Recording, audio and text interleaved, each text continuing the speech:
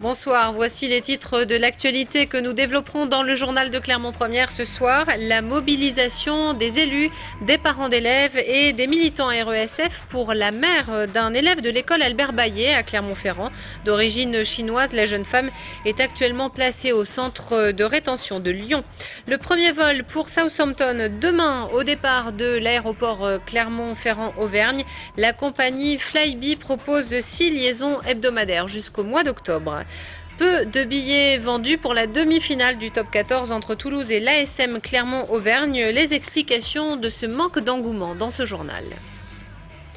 2 morts sur la RCEA cet après-midi. Une voiture est entrée en collision avec un poids lourd près de la commune de Dompierre-sur-Bèbre vers 17 h. 2 occupants de la voiture ont été tués et un 3e blessé, selon nos confrères de lamontagne.fr. Une 60aine de personnes mobilisées cet après-midi à l'école Albert Bayet. La maman d'un élève de cette école clermontoise est sous le coup d'un arrêté d'expulsion vers la Chine. Elle est actuellement placée au centre de rétention à Lyon. Le réseau Éducation sans frontières s'est emparé du dossier pour que l'enfant retrouve au plus vite sa maman. Romain Duché et Catherine Lopez étaient à l'école Albert Bayet à la sortie des classes cet après-midi où militants, élus et parents d'élèves s'étaient rassemblés. Avec nous, avec nous, avec nous. C'est un véritable cri du cœur que lancent les élèves de l'école Albert Bayet. Ils demandent la libération de Xia Xia, femme sans papier d'origine chinoise, sur le point d'être expulsée de France. Arrêtée la semaine dernière dans un restaurant asiatique d'Aubière, Xia Xia est aujourd'hui séparée de son compagnon et de son fils Mingyu, âgé de 8 ans, scolarisé dans cette école. Aujourd'hui, c'était un peu difficile pour moi, c'était un peu triste, tout ça. Il faut garder les enfants, il faut encore travailler, tout ça, c'était vraiment trop lourd. Xia Xia semble avoir eu un parcours chaotique. Arrivée en France en 1996, elle aurait fait 3 ans de prison pour contrefaçon de 2006 à 2009. Ses dernières demandes de titre de séjour ont toutes été refusées. Mais pour les parents d'élèves et les militants, l'expulsion de Xia Xia pose avant tout un problème humain. Quand j'imagine que je peux me séparer de mon fils, je trouve ça horrible. Alors je ferai tout pour cette maman, qu'elle peut être sa place avec son enfant, comme toutes les mamans qu'ils ont droit dans notre pays, la France, quoi. Nous disons non à cette politique. Nous voulons que soient respectées les conventions du droit de l'enfant et cette maman doit pouvoir rester avec son enfant avec sa maman. La mobilisation ne s'arrêtera pas là. Le maire de Clermont a déjà envoyé un courrier au préfet et un autre rassemblement est prévu ce mardi à 18 h devant la préfecture. Après la visite de l'usine qui construit les rames du train à crémaillère du Puy-de-Dôme hier, nous découvrons aujourd'hui un train qui fonctionne sur le même principe à la frontière entre l'Allemagne et la Suisse. Romain Duché a accompagné un groupe d'élus du Conseil général du Puy-de-Dôme parti découvrir ce train réalisé par le même constructeur que celui qui circulera dans le département. Bienvenue sur la ligne Rorschach-Heiden, en Suisse, sur les bords du lac de Constance. Vu de l'extérieur, ce train n'a rien à voir avec le panoramique des Dômes. Et pourtant, il s'agit aussi d'un train à crémaillère, développé par le même constructeur, Stadler. Parmi les passagers du jour, des élus du Puy-de-Dôme ont été invités à tester le confort et la performance de l'engin. Confort assez exceptionnel, que je n'imaginais pas. Car on pense crémaillère, à coups, etc. Là, on se sent vraiment comme sur un coussin d'air, pratiquement. Pas bruyant, un confort où il n'y a pas de ballottement, on se sent en sécurité. Donc on peut fermer les yeux et imaginer qu'on est en train de monter les pentes du Puy-de-Dôme. Ce train en Suisse est utilisé par 4 à 500 000 passagers chaque année. On attend à peu près la même fréquentation pour le panoramique des Dômes. Le train à crémaillère du Puy-de-Dôme fonctionnera toute l'année grâce à une dizaine de mécaniciens conducteurs. On va avoir aussi de la flexibilité au niveau des espacements pour les départs. En période creuse, on aura un départ au moins toutes les heures et en haute saison, on aura un départ toutes les 20 minutes.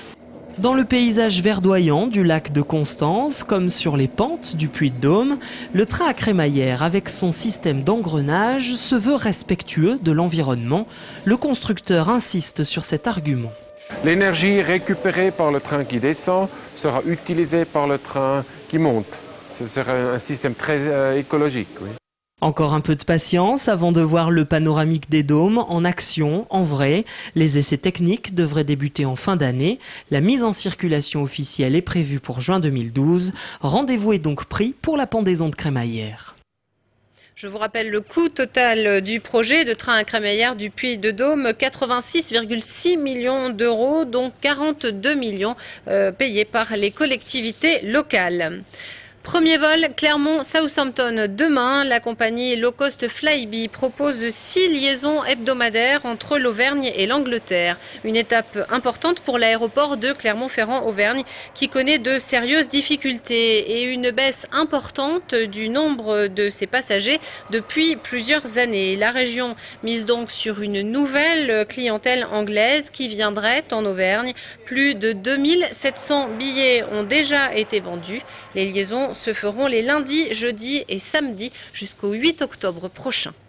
Des vols d'un autre genre avec la patrouille de France. Elle assurera une démonstration de voltige demain à Vichy au-dessus de l'hippodrome à l'occasion des courses hippiques qui sont organisées. C'est la première fois que la célèbre patrouille réalise une exhibition sur ce type de lieu.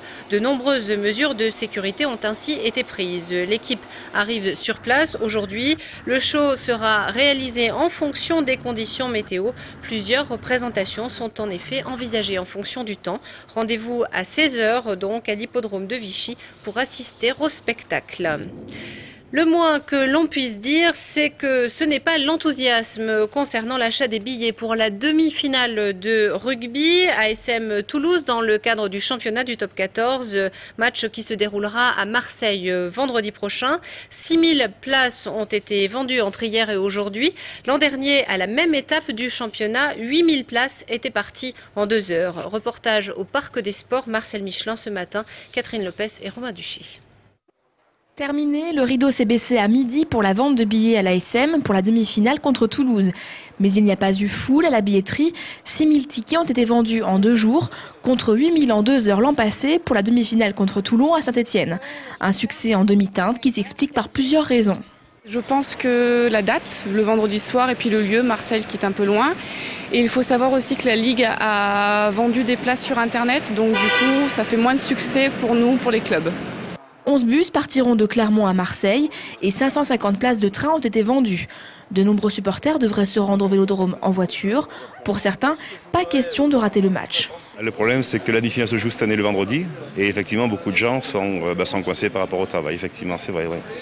Mais il y aura du monde quand même. Je passais et j'ai vu que billetterie ouverte, donc je me suis arrêtée. Puis voilà, 3 billets, c'est bien.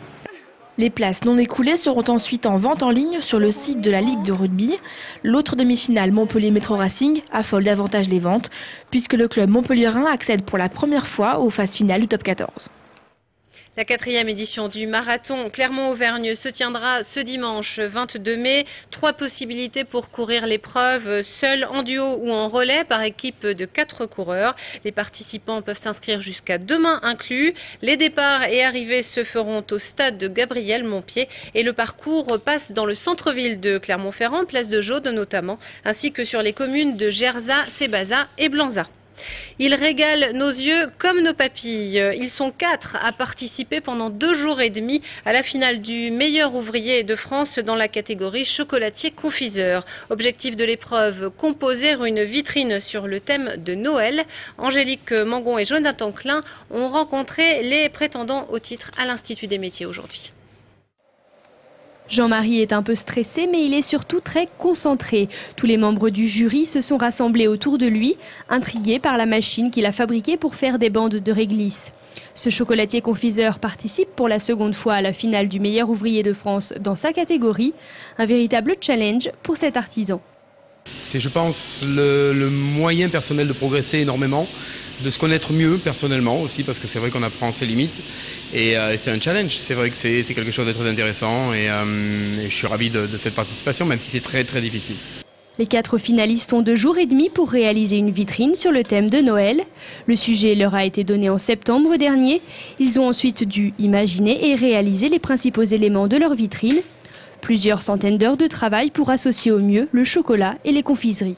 C'est un travail depuis le mois de septembre qu'on a eu le sujet, un travail de tous les jours. Parce qu'il y a eu de la réflexion et puis tous les jours on refait les produits, on s'entraîne, on prépare ça. Aujourd'hui, les artisans ont fabriqué les produits qui doivent impérativement figurer dans leur vitrine. Dragées, réglisse ou encore ganache, 17 éléments imposés qui seront ensuite dégustés par le jury. Celui-ci évalue à la fois la technique, le savoir-faire, le goût et l'esthétique du projet des candidats. Un bon ouvrier chocolatier confiseur, c'est quelqu'un qui est complet et qui va travailler le chocolat tant sur le plan du goût que de la présentation, sur le plan de l'artistique, et qui fera ça, qui mettra tout en œuvre de manière à avoir un produit top niveau. Les chocolatiers confiseurs travaillent à leur rythme. Tous ont préparé une feuille de route pour être dans les temps. À 11 h dimanche, ils devront avoir posé la dernière pièce de leur chef-d'œuvre.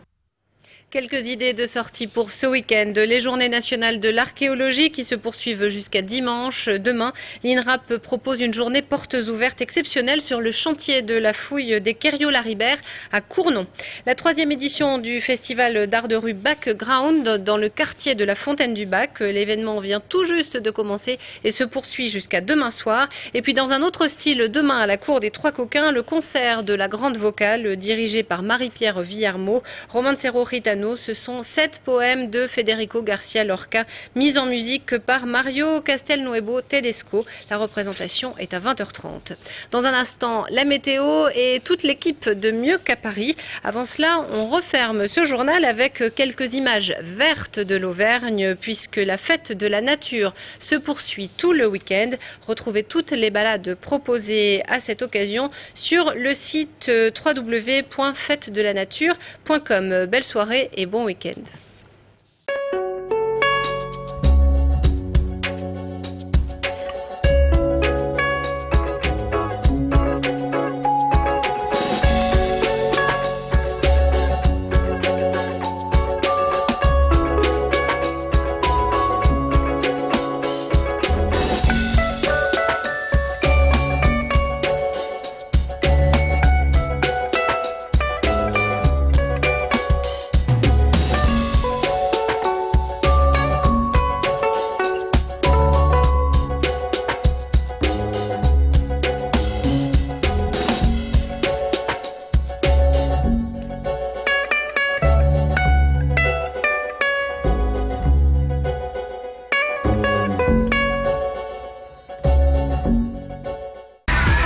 L'actu locale est aussi en ligne. Retrouvez votre JT sur clermontpremière.com.